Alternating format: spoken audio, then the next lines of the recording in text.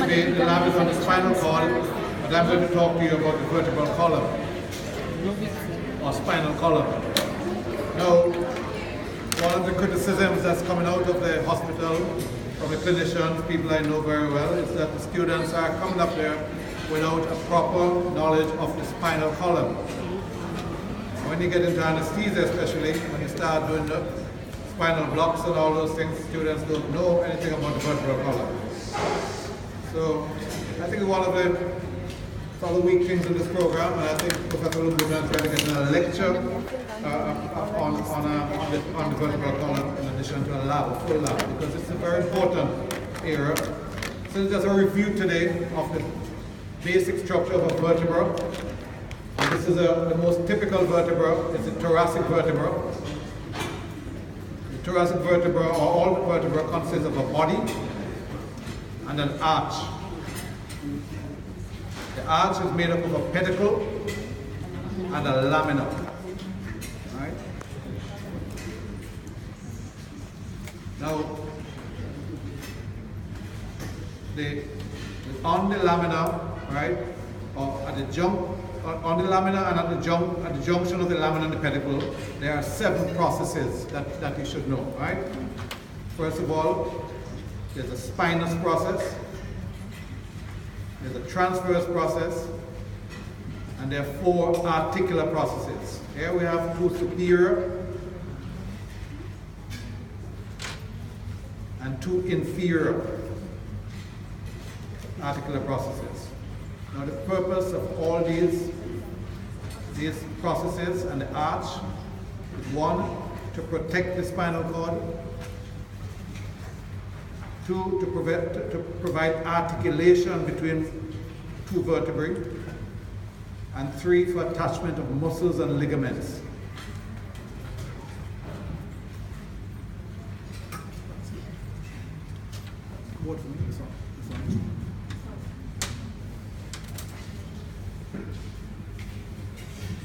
Before we go into a little more about the individual vertebra, just briefly, I just want to do the development of the vertebra. And it's developed from a centrum and 2 arches, the neural arches, basically. Now, eventually, we're going to get a body, right, and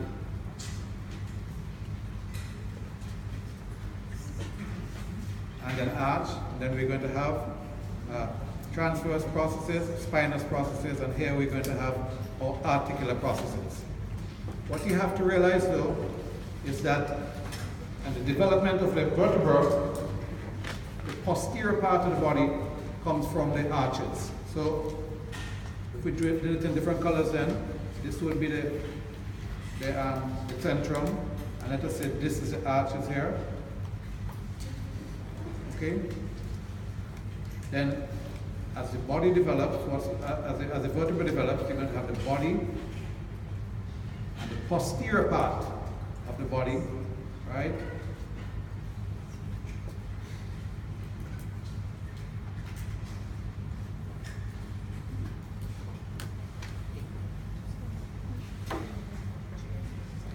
Here we're going to have our spinous processes, okay? So the posterior part of the body develops from the arches, right? And it's quite important when it comes to show you the structures on the vertebrae themselves. This area is called the neurocentral junction,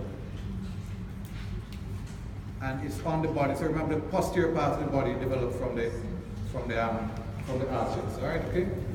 So if we come back, what you're going to find on the thoracic vertebra, for example, right? We know it's a thoracic vertebra because it has, right, superior, in addition, there's superior and inferior costal facets on the body, and those costal facets which are going to articulate to the ribs are behind the neurocentral junction. So the neurocentral junction will be here, right? So all of this part develops from the arches.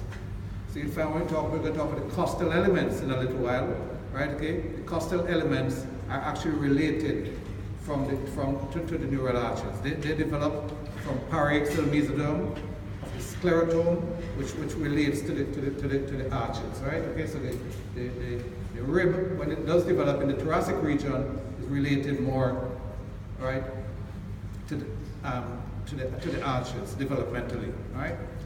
All of this develops from the scrotum of the. I know you haven't done all that yet, so I'm not going to go into it in detail, right? Okay, but if we remember what is typical of the thoracic vertebra is that it has these two facets, right? You can see them here, right? Superior and inferior costal facets, and they relate to what? What joint is this? What remembers that from respiratory, or you've forgotten all of that? Forgotten it already? That's why I believe that there should be an exam at the end on everything, and not individual. That's what all it's like in my day. You had to know it right at the end of 2 years, everything. So, all right. All right. So this is the costal. Sorry. This is the costal vertebral joint. Right. Okay. And this is the costal transverse joint. Okay. So on the transverse process here, we have an articular facet for the costal transverse joint. All right. We've done that already, so we're not going to spend much time in there. How do we differentiate between the cervical and thoracic? Well, it's fairly easy. All cervical vertebrae have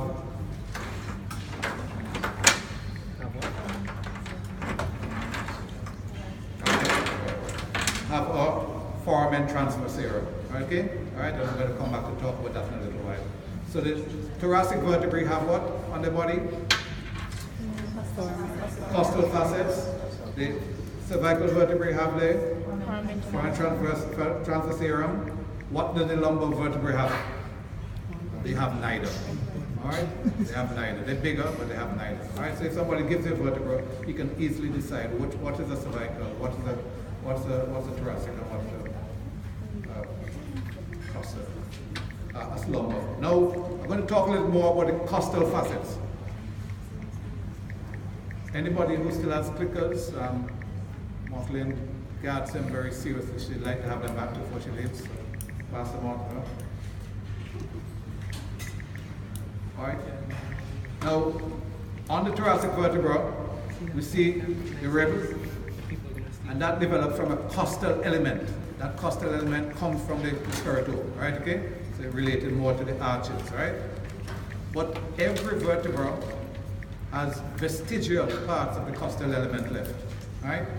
So I'm going to show you, for example, that here in the cervical vertebra, all of this here, right, belongs to the, I'm going to show you the individual vertebrae in a while. I'm just going to talk about the costal elements for the time here, okay? So here in the ribs, we have, in the thoracic vertebra, we have the ribs. Here, this is the rib, the rib, everybody, the rib. This is the one we're going to look at here, right? Now, this is the body, right? Pedicle, arch, right, okay? Now, if we look at this now, the foramen transversarum, what forms the foramen transversarum is the costal element. And this here is anterior costal bar, which ends in an anterior tubercle. You remember when we did scalenus media? Scalenus anterior. We said that it arises from the four typical cervical vertebrae from the anterior tubercle. It's an anterior tubercle, right? So all of this is that is vestigial costal element. And this part here, right? The posterior tubercle is also costal element, and this part in between, right? I saw a question last year asking this question, and too many people got it right. It's called intertubercular lamella, right? We put it like this, really, right? Probably even better.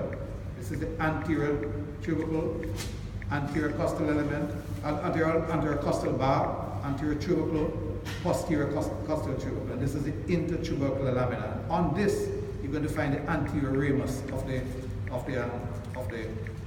spinal nerve. I'm going to show you the intervertebral foramen in the forehead. All right, okay? Now, I'm just going to finish with the costal elements and I'm going to go through the different regions, right? Now, where are they on the lumbar vertebra? Where is that? Anybody knows? So I put them together. Yeah.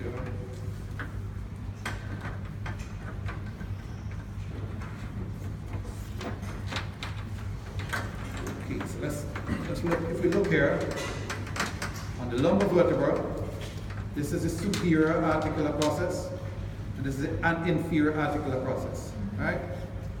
Now, the transverse process is not really a transverse process. It is the costal element, right?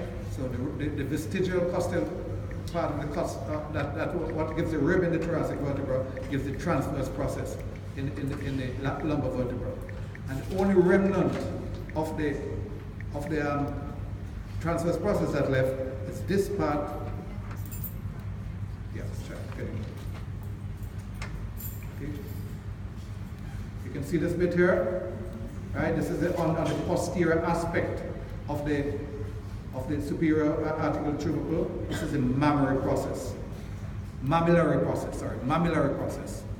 And this here is called the accessory tubercle, right? And those two things.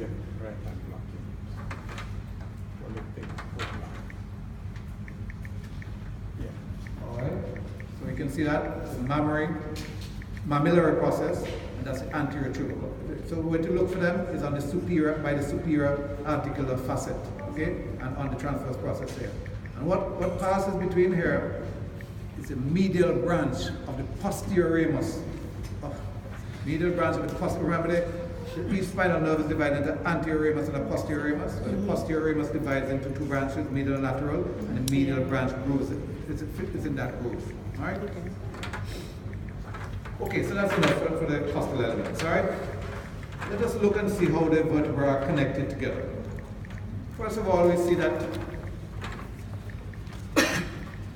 as I should have told you before, this is called the vertebral foramen. Vertebral foramen. When we stack the vertebral foramen together, we get what? Canal. Vertebral canal or spinal canal. Okay, so here we are. Okay, all right here. All right. You can look at this. This is right in the vertebral canal there. All the vertebral foramina are together there. All right. Well, you can see that. Okay. All right. So vertebral foramen, right? And then when we stack them together, we get vertebral foramen. We get the spine, the vertebral canal. Vertebral canal. All right. That's where the spinal cord is going to be. Now, from each, one other thing I should point out on the typical vertebra, if we look from the side of the body, right? So this is the side of the body vertebra here. We see here a superior vertebral groove. Sorry, superior vertebral groove and an inferior vertebral groove. Right? Okay. And the reason for that is because the pedicle is nowhere as broad as the body. Right? So we have two grooves there. Now when we stack the vertebrae together, look what's going to happen. Right?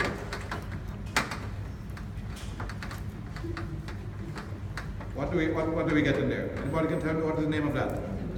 Intervertebral canal. What do we get in here? Put a third one together for you. Let me show you.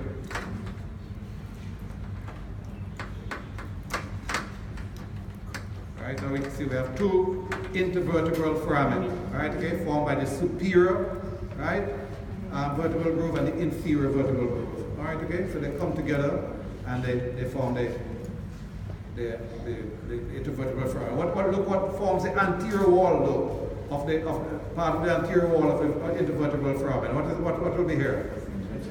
The intervertebral disc, right? Intervertebral disc. We're going to be talking a little about that. The intervertebral disc, when that prolapses, usually happens at the posterior lateral part of it. That is I'll tell you about the disc first before I tell you about the prolapse, okay? Right? And when that prolapses, that's going to put pressure on the spinal nerve that comes out. Remember, as the spinal nerve comes out, it's going to divide into what? Posterior ramus, which is going to go posteriorly, and anterior ramus, which is going to go either segmental or toward the plexuses. Right? Okay. So what holds them together? Right? first of all, in between each vertebra, right, okay, there is an intervertebral disc, right? We don't have one here. This one, really basically, a little bit of stuff here like this. So there's an intervertebral disc, which we know is made up of, right? What type of joint is it, by the way? A symphysis, right? So, two cartilaginous ends of the vertebra, the facets on the vertebra, are united by a fibrocartilage tissue. That's what a secondary cartilaginous joint is, okay? Right? And the outer part of it is called the annulus fibrosus. And the middle part? Nucleus pulposus. Anybody can tell me where that comes from, that nucleus pulposus? Notochord. Okay? All this he did in the beginning, at the beginning of class, in the early class. Alright? Now let us see how the vertebrae are united, right? So if we come this way, right, we're going to have, first we're going to start anteriorly. We're going to have an anterior, right, longitudinal ligament, which starts from the tube, from the quasi-occiput here, goes on to the anterior tubercle of the atlas, which I'm going to show you in a little while, and then it goes all the way down the anterior part of the vertebral body, right? That's anterior longitudinal ligament, right? Okay. That's going to go all the way down to the anterior aspect here of the sacrum, right? Okay, all the way down, right? Then you're going to have a posterior, which I'm going to show you in a little while.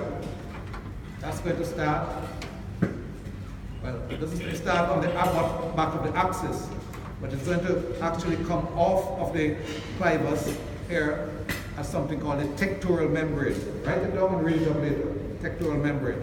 That tectoral membrane is going to come down over the back of the posterior part of the odontoid, right? And then it's going to go right down here onto join the posterior longitudinal ligament, right? And the posterior longitudinal ligament that I show you will start right here on the back of the axis, right? Posterior part of the axis, right? Then that's going to go all the way down the vertebral canal, on the anterior part of the vertebral canal, and that's going to go extend right down, right, into the sacral canal, right here, right, okay? That's a long ligament, okay? So we have an anterior longitudinal ligament and a posterior longitudinal ligament, okay? Then, what do we have between the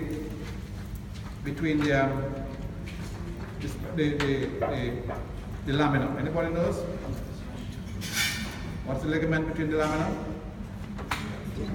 Ligamentum flavum.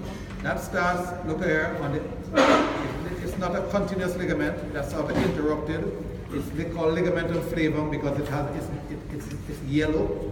It has a high content of elastin in it, and that's what gives it the color. So it's called ligamentum flavum. And that starts from the internal aspect of the posterior part of the lamina above, of the vertebra above, to the external part, right, of the posterior lamina of the vertebra below. So it's interrupted, but anterior part of the lamina above to the posterior part of the lamina below, and the same thing down below, right? The one below that one, all right? They don't want to go for those attachments, they're important for it. Okay. All right, let me just finish up the last one, and I'll just go around it now quickly, Mike, okay? I'll just finish up that. Yeah. All right, so ligamentum flavum, right? They are, it's not, it may look continuous, but it's not really a continuous, when you look on the inside of the posterior part of the vertebral canal, right, okay? It may look like it's a yellow line, but they're really interrupted. Each one is one for each joint, okay? Each vertebra. So it starts on the inside, right, of the lamina of the vertebra above, and it goes onto the outside of the lamina of the vertebra below. All right? Okay? All right? So we have the anterior on the anterior part of the body, posterior on the posterior part of the body, and you should know where they go up into the occiput, right, okay, and the sacrum. and then we have the ligamentum flavum. Then we have two other ligaments, right? Okay, we have, these are some thoracic vertebrae here, and we can recognize them easily. Why we recognize them easily? What are these? Superior and inferior facets. And then what gives them away also? I'm not going to go over the thoracic very much because we've done that a lot when we did respiratory. They have these long overlapping, right? Spinous processes, right? Okay? Typical, right? Okay? But in between the spinous processes now we have the interspinous ligaments. And then joining the tips of the spinous processes we have the supraspinous. So the supraspinous, intraspinous, ligamentum flavum here would be what? Posterior part of the body, posterior longitudinal ligament, anterior part of the body, anterior longitudinal ligament. Alright, okay? And so those ligaments and the intervertebral disc hold the vertebra together. But very, very important are four other joints, okay? Right, for each, right? Two joints for each, really, basically. But each vertebra has 4 facets, right? So going back again over the facets, remember we have 2 superior facets, and the shape of the superior facets determines on the movement that's available at that vertebra. And I'm going to go over the movements in a little while for you, right? Okay? So here in the thoracic vertebra, the way these shapes